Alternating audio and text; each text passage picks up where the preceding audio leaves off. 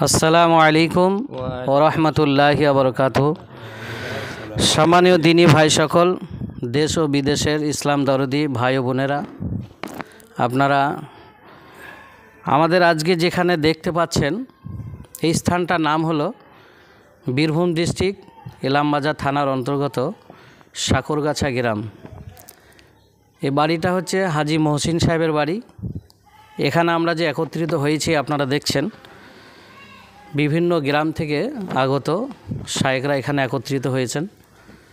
High সাহেবরা কত সালে হজ করেছেন এবং হজ করে এসে যে আমরা এখানে আজকে একত্রিত হয়েছে অন্য কোনো কারণ নয়, ভ্রাতৃত্ব বজায় রাখা বা আমাদের মধ্যে একটা বন্ধুত্ব সৃষ্টি যেটা হয়েছে সেটা যাতে করে আমাদের বহাল থাকে মৃত্যুর পূর্বে পর্যন্ত, সেই চেষ্টা আমাদের সকলেরই। তা ভাই ও বন্ধুরা আমার, সর্বপ্রথমে আমরা জেনে নিই, আমাদের শায়েখদের কাছ থেকে শুনবো ওনাদের অ্যাড্রেস কি বা ওনারা হজে যাওয়ার আগে কি কর্ম ছিল এবং হজ করে এসে ওনারা এখন বর্তমান কি করছেন। সর্বপ্রথম আমি ডান দিক থেকে শুরু করি। আসসালামু আলাইকুম রহমতুল্লাহি বারাকাতুহু। আমি বীরভূম জেলার মোল্লারপুর থানার অন্তর্গত বাহিনা গ্রামের বাসিন্দা।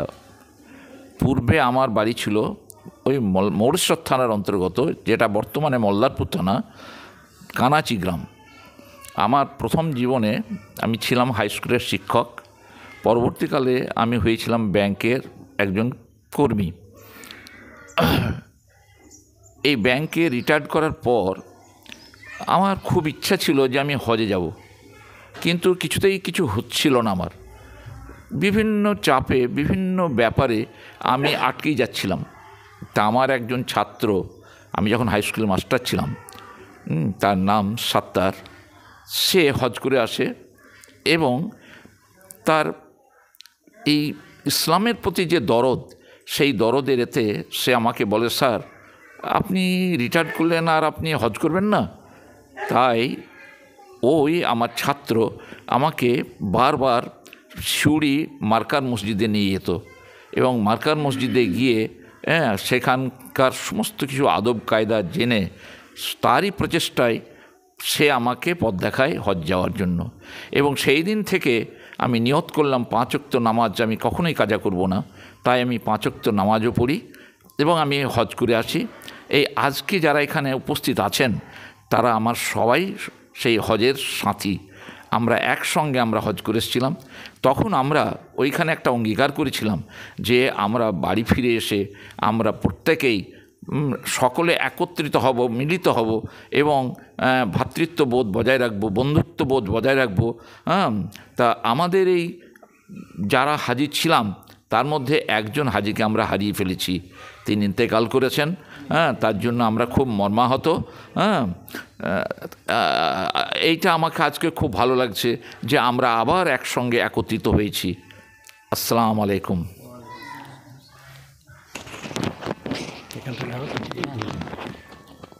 আসসালামু আলাইকুম। আমি শেখ জালালউদ্দিন। আসল বাড়ি আমার গ্রামে মান্দারমণি, এখন বর্তমান ঠিকানা ইলামবাজার বোলপুর রোড, ওইখানে আমি থাকি। একটা ব্যবসায় সূত্রে আমি চলে এসেছি এখানে। আমি নামাজ ছোটো থেকে পড়ি। আমার নামাজ পড়া প্রথম হচ্ছে যখন আগে তখন ফোরের পরীক্ষা হতো বাইরে, ইলামবাজার পরীক্ষা দিয়ে গেলাম, তখন বয়স আমার 10 বছর। সে বছর পরীক্ষার পরে রোজা ছিল, সেই রোজা থেকে নামাজ ধরলাম। আমি 10 বছর বয়স থেকে এখনও কন্টিনিউ নামাজ পড়ে আছি, ওই লাইনে আছি। আমি হাই মাদ্রাসা থেকে পড়েছিলাম, তখন হাই মাদ্রাসা, তখন আরবি শিক্ষা সবই ছিল ওখানে, আরবি বাংলা সব জানতাম, হাদিস কোরআন সব ওখানে পড়ানো হতো, আমরা সবই শিখেছি। তারপর ব্যবসা কাজে চাকরি পাইনি, আমরা চলে এসেছিলাম, আমি যেতে পারি ব্যবসা করতে এসেছি। তারপরে 18 সালে স্বামী স্ত্রী আমরা দুজনেই হজ করে এলাম। আগে সে ব্যবসা করতে, এখন এসে ব্যবসা লাইনে আমি আছি। হাজি এই ওনাদের সঙ্গে বাড়ির সঙ্গে সম্পর্ক ঠিক আছে, আমরা এসে মহফিলে যোগ দিই। আমার বাড়িতে কিছু আগে অনুষ্ঠান হলো, ওরা গিয়েছিলেন, এখন মন্ত্রী ভাই বাড়িতে হইলো, আবার পরে আমাদের হবে। এইভাবে সিলসিলাটা আমরা চাই যেন আমরা চালু থেকে যাই বরাবর আমাদের মধ্যে। আসসালামু আলাইকুম। আমার বাড়ি হচ্ছে বীরভূম জেলায় ইলামবাজার থানা অন্তর্গত সাকরগাছা গ্রাম। আমার নাম হচ্ছে মোহাম্মদ মহসিন। তো আজকে যে অনুষ্ঠানটা সে আমারই বাড়িতেই হচ্ছে ইনশাল্লাহ। এইরকম আমরা একটা ওই হজ করার পরে থেকে আমরা একটা নিয়ত করেছি। সেই নিয়তের আমাদের হেফজর ভাই যেমন বললেন ওই কথাগুলোই আমরা ওখানে ওয়াদা করেছিলাম বা একটা আশা রেখেছিলাম আগামী দিনে যতদিন জীবনে বেঁচে থাকবো। এক ভাই চলে গেল, তো যাই হোক তার জন্য দোয়া করবো জান্নাতবাসী হোক। আর শেষ কথাটা আমি বলেছিলাম নূর ভাইকে, যে আমার সাথীকে, যে যাওয়া আসার জন্য খাওয়া দাওয়াটা বড় কথা নয়, মোলাকাতে আসল শেষ আখেরিতে যেন জান্নাতে আমরা দেখা পাই। আর লালটু ভাইয়ের জন্য আমরা জান্নাতি কামনা করি। আর মৃত্যু হলে একসঙ্গে মৃত্যু হবে না, জানাজা আমরা শরীক হবো, এটা কিন্তু আমার প্রস্তাব ছিল, তাই আমরা শুরু করেছি। আমার ইন্তেকাল হয়েছে আমাদের মুর্শিদ আলী ভাই, আমরা গিয়েছিলাম। এইটাই আশা রাখবো যে আবার কেউ একজন মৃত্যু হোক, দুজন মৃত্যু হোক, একসঙ্গে আমরা 6জন 7জন হব না। তো যাই হোক আমরা সেই আশা রেখে আমরা এই অনুষ্ঠানটা চলছি, আল্লাহ আমাদেরকে চালায় সেই আশা রাখছি আল্লাহর কাছে। আসসালামু আলাইকুম। আসসালামু আলাইকুম রহমতুল্লাহি বারকাতুহু। আমি মোহাম্মদ নূর আসান। আমার বাড়ি বীরভূম জেলার মুরারই থানার পলসা গ্রামে। আমি 2017-তে রিটায়ার করি। তার আগে আমি রেলে ট্রাফিক ইন্সপেক্টর পদে নিযুক্ত ছিলাম। আমি খুব বড় বংশের ছেলে। আমাদের অনেক বড় বংশ এবং আমাদের বংশের সবাই খুব ধর্মভীরু। আমার দাদুর আব্বারা তারা মসজিদেই পড়ে থাকতেন। সেই হিসেবে সেই রক্তের সূত্রে আমিও আল্লাহর রহমতে ধর্মভীরু। যখন চাকরি করতাম তখন নামাজ পড়তাম, জুম্মা কাজা করতাম না। 5 ওয়াক্ত কখনো হতো না, কারণ আমার চাকরির নেচারটাই খুব বাজে ছিল, পরিবেশের প্রতিকূল ছিল। যাই হোক, আমরা স্বামী স্ত্রী দুজনেই আমরা ইচ্ছা পোষণ করেছিলাম যে আমরা একসঙ্গে হজে যাব। সেই অনুযায়ী প্রস্তুতিও নিয়েছিলাম আমরা। কিন্তু আল্লাহ আমার স্ত্রীর নসিব রাখেননি।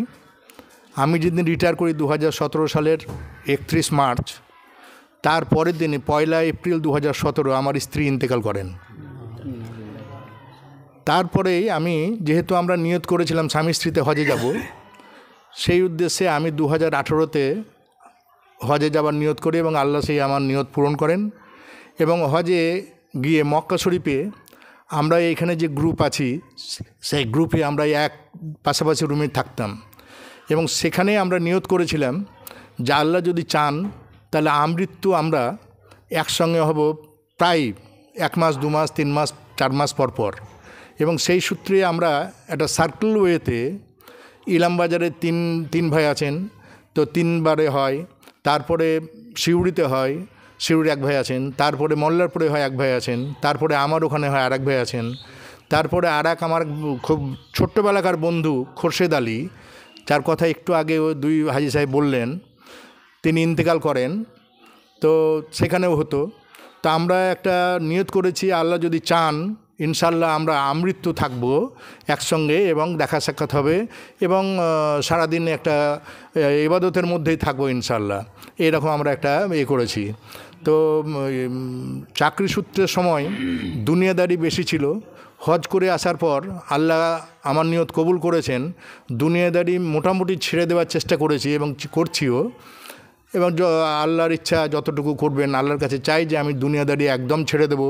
এবং আল্লাহ আমাকে খুব ভালো রেখেছেন আলহামদুলিল্লাহ। এবং আমরা সবার জন্য দোয়া করব যে সবাই যেন আমরা সুখে থাকি, আল্লাহর রহমত প্রাপ্ত হই ইহকাল এবং পরকালে। আমিন। আসসালামু আলাইকুম রহমতুল্লাহি বারকাতুহু।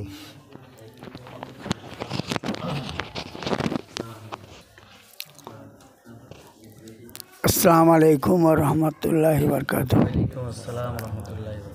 আমার নাম আব্দুল কবির মল্লিক, বাড়ি চুনপলাশি, থানা ইলামবাজার, জেলা বীরভূম। আমার জন্ম তারিখ 3/1/1950 সালে। আমি স্কুল ফাইনাল পাস করে হেতমপুর রাজ কলেজে 1 বছর প্রি ইউনিভার্সিটি পড়াশোনা করি। তারপর আমি 7 বছর ইলামবাজার ব্লকেই ধরমপুর অঞ্চল বলে একটা গ্রাম আমরা সেখানে 7 বছর ফ্রি প্রাইমারি অর্গানাইজেশন করি।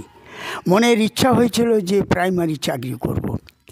7 বছর অর্গানাইজ করার পর 73-তে সিদ্ধার্থ রায়ের যখন গভর্নমেন্ট আসে, সেই গভর্নমেন্টের সময় ওই স্কুলটি মঞ্জুর হয় এবং আমি শিক্ষকতা করার সময় এটা সদা সত্য কথা বলছি, নামাজ পড়ার সুযোগ ছিল না, সেই রকম আমার মনের পরিস্থিতি ছিল না। তখন একটা যুবক বয়স রাজনীতির সঙ্গে ওতপ্রোত জড়িত, কংগ্রেস রাজনীতির সঙ্গে, এবং 73-তে ওই চাকরি তুলামড়ি স্কুল মঞ্জুর হয় এবং আমি স্কুলে শিক্ষক হিসাবে নিযুক্ত হই। শিক্ষকতা করার সময় শিক্ষক আন্দোলন, শিক্ষক সংগঠনে আমি কিন্তু যুক্ত হই এবং বীরভূম ডিস্ট্রিক্টের আমি জেনারেল সেক্রেটারি হয়ে বামফ্রন্ট আমলে অরুণ চৌধুরীর সময় স্কুল বোর্ডে গভর্নরের নমিনি স্কুল বোর্ডের সদস্য হই এবং সাধারণ ছেলেদের বা আদিবাসীদের অনেক প্রাইমারির চাকরি আমি করেছি। আমার নেশা তখন অন্যরকম।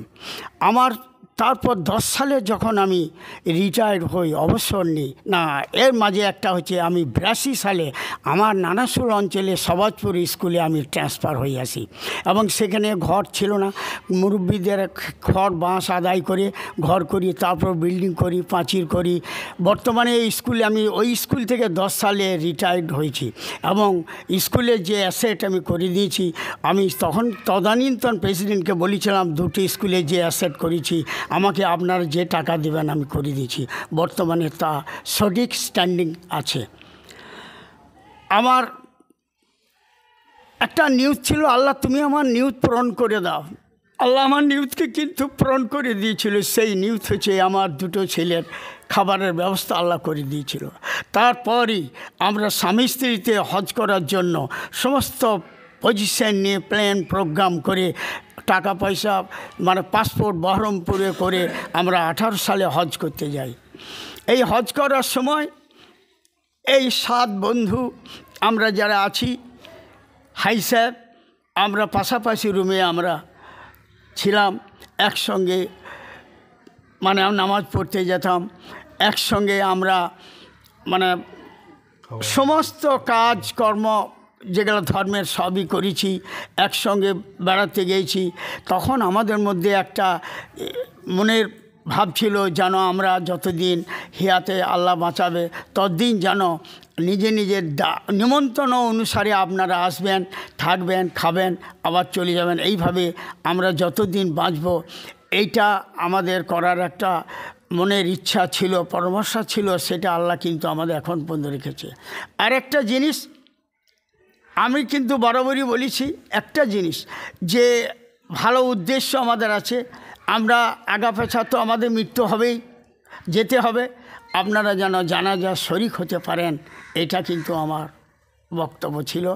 লালটু ভাই আমাদের মারা গিয়েছেন, ওনার জানাজ শরিক আমরা এখান থেকে মোরারই আমরা গিয়েছি, তার জানাজা শরিক হয়েছি। বর্তমানে আমি জমিয়ত উলামা হিন্দ এই সংগঠনের সঙ্গে ওতপ্রোত জড়িত। তার কারণ এটা একটা ইসলামিক সংগঠন এবং এই ইসলামিক সংগঠনের মাধ্যমে আমরা সমাজের অনেক কিছু করতে পারবো বলে এটা আশা করা যায়। তাই আমি আর কিছু বলবো না। এই বলার মধ্যে যদি ভুল ভ্রান্তি হয়ে থাকে আপনারা আমাকে ক্ষমা করেন। আল্লাহ তুমি আমাকে মাফ করে দিও। আসসালামু আলাইকুম ওয়া রাহমাতুল্লাহি ওয়া বারাকাতুহু। আসসালামু আলাইকুম ওয়া রাহমাতুল্লাহি ওয়া বারাকাতুহু। আমি আমজুল শেখ, সুমরপুর গ্রাম, মুরারই থানার, বীরভূম। আমার তেমন কিছু বলার নেই। আমার কর্মজীবন ছিল ব্যবসা। ছোটো থেকে নামাজ রোজা করেছি, ক্লাস 5-এ পড়ি তখন থেকে। মনে মনে ইচ্ছা হলো যে আমি জীবনে যদি আল্লাহ কবুল করে তো হজ করব। হজের জন্য প্রস্তুতি নিলাম। আমার ভাই হাজি সাহেব নূর হাসান সাহেব যে আমার কিছুক্ষণ আগে বক্তব্য রাখলেন, উনি আমাকে সমস্ত ব্যাপারে হেল্প করেছেন। আমার একটু ভুল ধরিয়ে দিলেন যে তোমাকে একাই যেতে হবে না, তোমার স্ত্রীকেও যেতে হবে। তাই কিছুদিন অপেক্ষা করে ভাইয়ের অনুমতি নিয়ে আল্লাহ আমাকে কবুল করেছিল, তাই আমি এই 2023-এ আর কি হজ করেছি।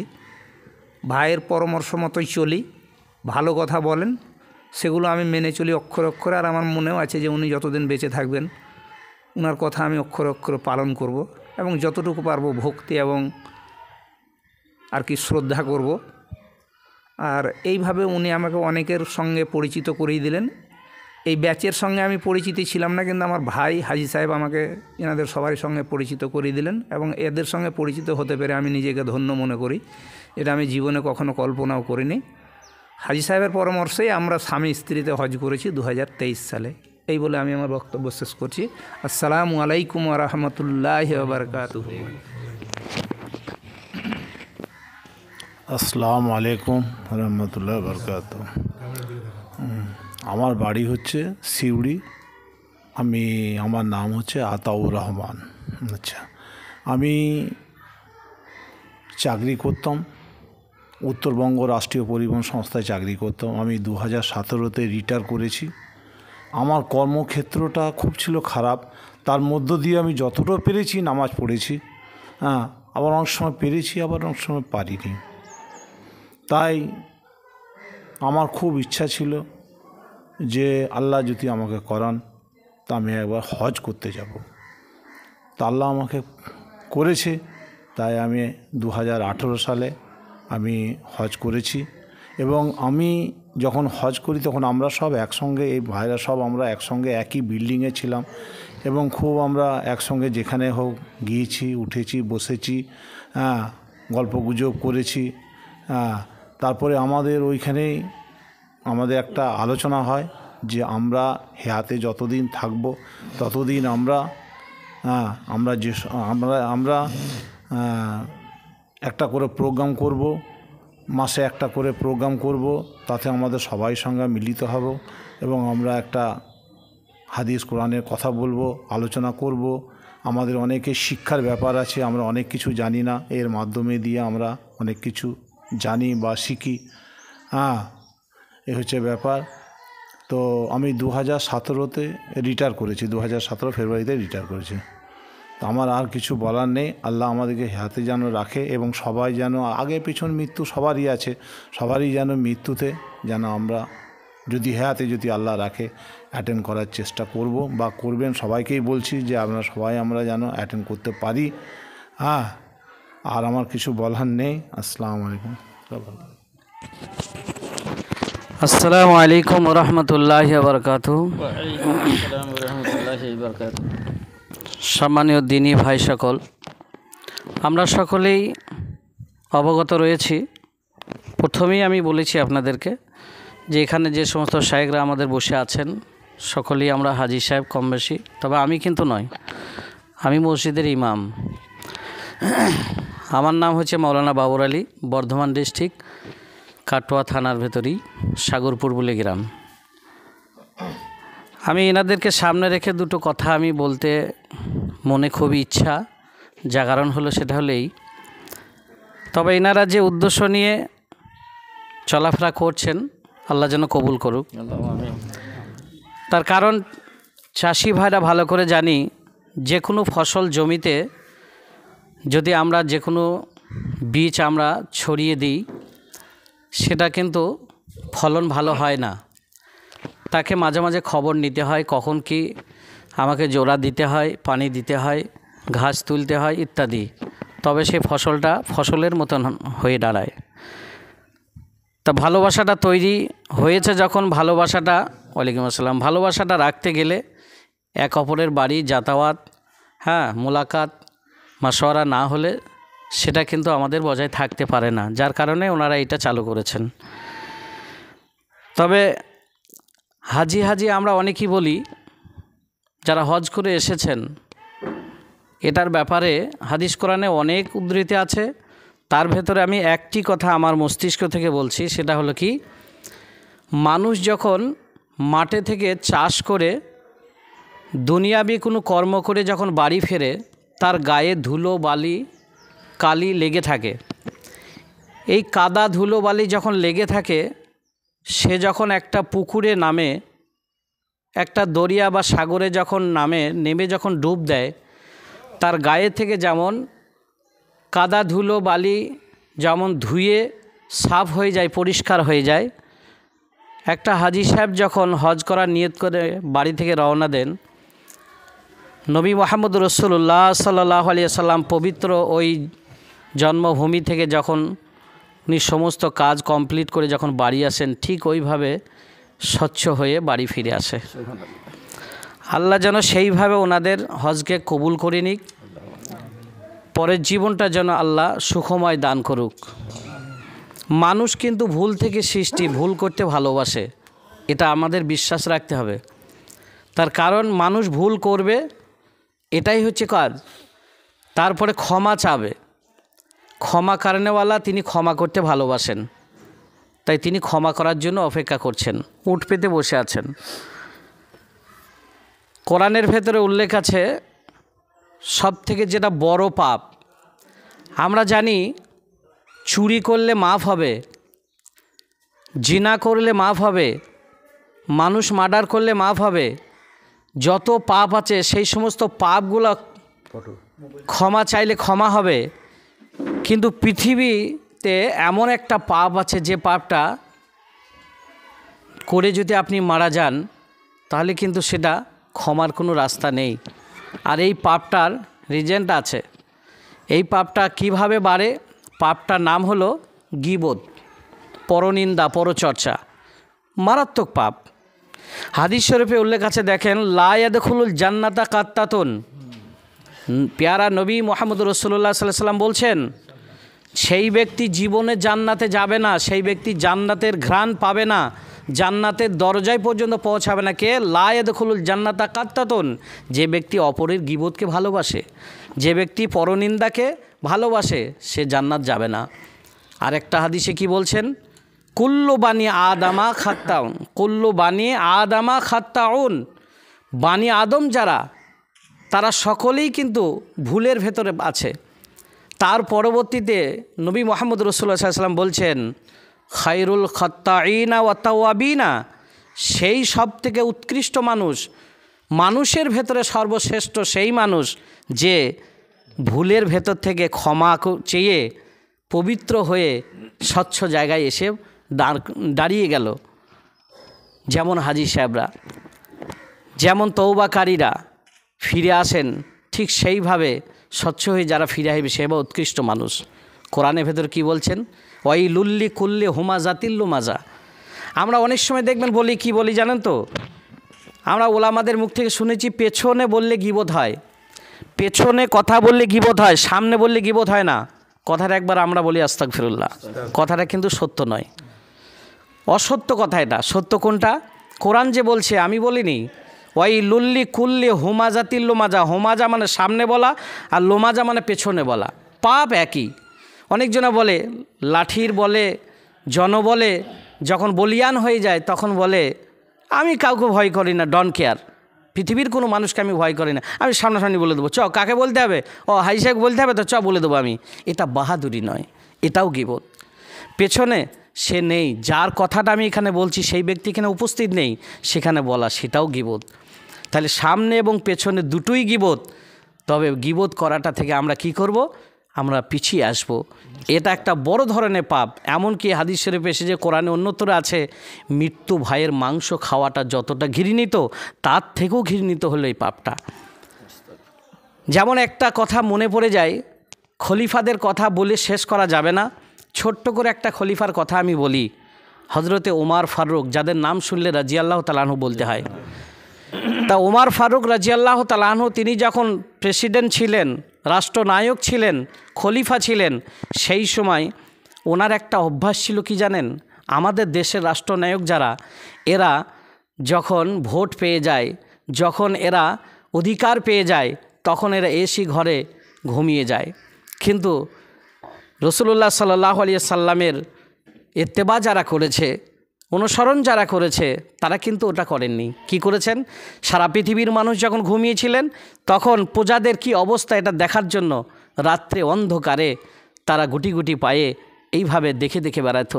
কার চুলোতে আগুন জ্বলেছে, কার চাল ফুটো আছে, কার কি আছে, এগুলো দেখার জন্য বেরিয়ে যেতেন। এমন একটা দিন এক বন্ধুকে, তার নাম হলো আবদুল্লাহ বিন মাসউদ রাজিয়াল্লাহু তাআলা আনহু, তিনাকে সঙ্গে করে নিয়ে একদিন বার হয়ে গেলেন। যেতে যেতে মরুভূমির প্রান্তে একটা বাড়ি থেকে টুনটুনি একটা লাইট জ্বলে উঠল। সেই লাইটের প্রদীপের সেই কিরণটা যখন বাইরে প্রকাশ হয়েছে, হযরত ওমর ফারুক তখন কি করলেন? বন্ধু আবদুল্লাহ বিন মাসউদ রাদিয়াল্লাহু তাআলা আনহুকে বললেন যে তুমি ভাই এই জায়গায় দাঁড়াও, এই জায়গায় তুমি দাঁড়িয়ে থাকো। কতক্ষণ দাঁড়িয়ে থাকো? যতক্ষণ আমি না আসবো অপেক্ষা করো। হযরত ওমর ফারুক রাদিয়াল্লাহু আনহু চলে গেলেন সেই বাড়িতে। সেই বাড়িতে প্রবেশ করে দেখলেন একটা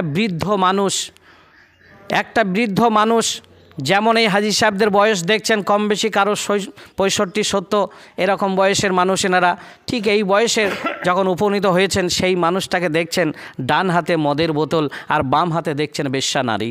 আস্তাগফিরুল্লাহ। এই দৃশ্য দেখার পরে হযরত ওমর চমকে উঠলেন, আপনার পাপ করার মতন আর বয়স আছে? হযরত ওমর বলছেন, এই বয়সে আপনি এই পাপ করছেন? এক ডান হাতে মদ হারাম করা হয়েছে, সেই মদ আপনার হাতে, আর এই যে রাত্রে অন্ধকারে এই যে অপরিচিত একটা মহিলার সঙ্গে আপনি গল্প করছেন, এটা একটা বড় পাপ। সুতরাং এই পাপ করার মতন কি আর আপনার বয়স আছে? সেই বৃদ্ধ মানুষটা তখন হযরত ওমরের দিকে ভয় না খেয়ে তখন উত্তর দিচ্ছেন কি যে, ভাই ওমর, আমি মেনে নিচ্ছি, আমি স্বীকার করছি যে আমি পাপী, আমি 2 পাপী, আমি ডুবেছি, মেনে নিচ্ছি। কিন্তু আপনি কি পাপ করলেন না? আমি তো 2টো পাপ করলাম, আপনি তো 3টে পাপ করলেন। হযরত ওমর চমকে উঠলেন, আমি পাপ করলাম মনে মনে ভাবছেন, প্রশ্ন করলেন আমি কি পাপ করলাম? তখন জানতে চাইলেন। তা বলল, আপনি পাপ করেন না। দেখেন নবী মুহাম্মদ রাসূলুল্লাহ সাল্লাল্লাহু আলাইহি সাল্লাম তিনি কি বলেন নাই, কোনো মানুষের গোপনে কোনো ভুলকে, গোপনে কোনো ত্রুটিকে তুমি সন্ধান করো না। তাহলে আমি এটা গোপনে পাপ করছিলাম, আপনি সন্ধান করলেন, একটা পাপ করলেন না? নাম্বার 2, কোনো বাড়িতে প্রবেশ করলে সেই বাড়ির অনুমতি ছাড়া প্রবেশ করা যাবে না, আপনি কি প্রবেশ করেননি? নাম্বার 3, কোনো বাড়িতে যখন মেন দরজা থাকবে, রাস্তা থাকবে, সেই রাস্তা ব্যতীত অন্য রাস্তা দিয়ে যাওয়া যাবে না, আপনি আমার পাঁচিরটা একটু দুর্বল ভেবে সেই পাঁচির দিয়ে কেন প্রবেশ করলেন? তাহলে 3টে ভুল করেননি? হযরত ওমর নিজের ভুল বুঝতে পেরে কোনো কথা জবাব না দিয়ে গুটি গুটি পায়ে চলে আসলেন। এখানকার ঘটনা আমি আর বলছি না।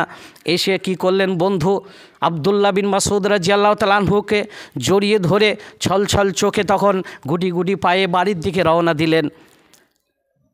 মাঝখানে কিছু কথা ছেড়ে দিয়ে শেষ কথায় আমি চলে আসি।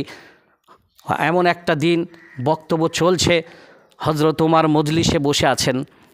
ওই ব্যক্তি, কোন ব্যক্তি?